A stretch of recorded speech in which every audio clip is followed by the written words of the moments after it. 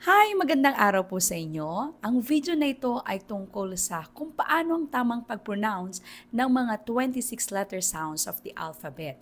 Yes, may tama bang pag-pronounce ng letter sounds? Yes, or depende yan sa teacher na nagtuturo.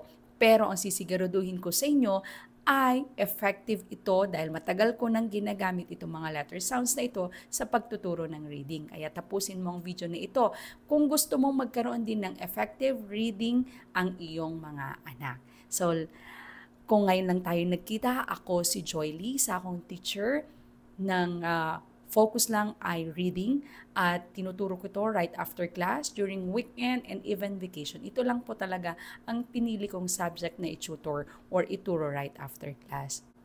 Tatandaan na huwag maglalagay ng extra sounds na A sa dulo ng pag-pronounce ng letter sounds. Ito na nga po ang mga 26 letter sounds of the alphabet. Simulan natin sa letter A. So yan, A, B,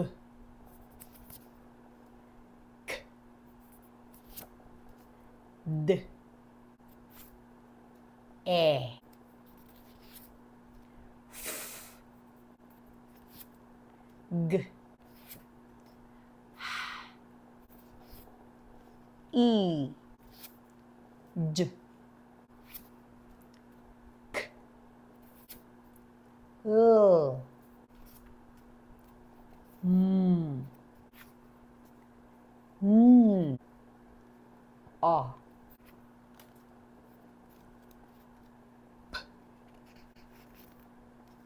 Q, R, S, T, A, V, W, X, Y, Z.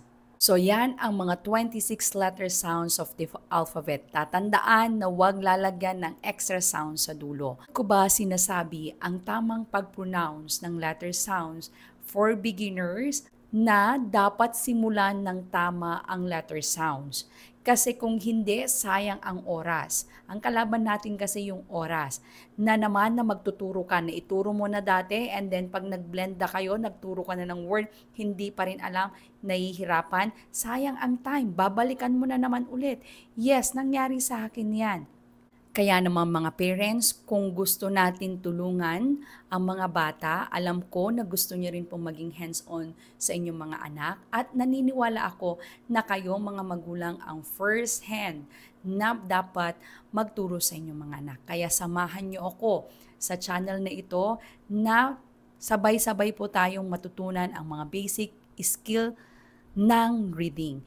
And kung gusto nyo pang magtanong about sa progress or difficulties about reading sa inyong mga anak, lalo na sa mga beginners or gusto rin yun advance, please join our group. Ilalagay ko po ang description sa baba. Balay Agbasa, your reading tutor. Tatandaan mga parents, kung hindi magets nung bata yung itinuturo mo, ulitin lang. Hindi kayo maglalagay ng this day, dapat letter A, bukas letter B. As long as nakuha niya that letter, you can move on. Okay? And kayo din, wag rin kayong matataranta. Aralin nyo muna yung sounds. Konting time lang naman yon, and then ituro sa bata. Master the skill of reading, and I know hindi po masasayang ang time and effort ninyo. Nga pala, don't forget naman po na please share, comment down below kung may mga questions din kayo or mga susunod pang mga topic. And please like na rin po. Makakatulong po to sa akin para ma-share po ni algorithm sa mga ibang parents po na gusto pang matuto ng basic reading skills para sa kanilang mga anak. So, yan lang po muna. Paalam. Adios.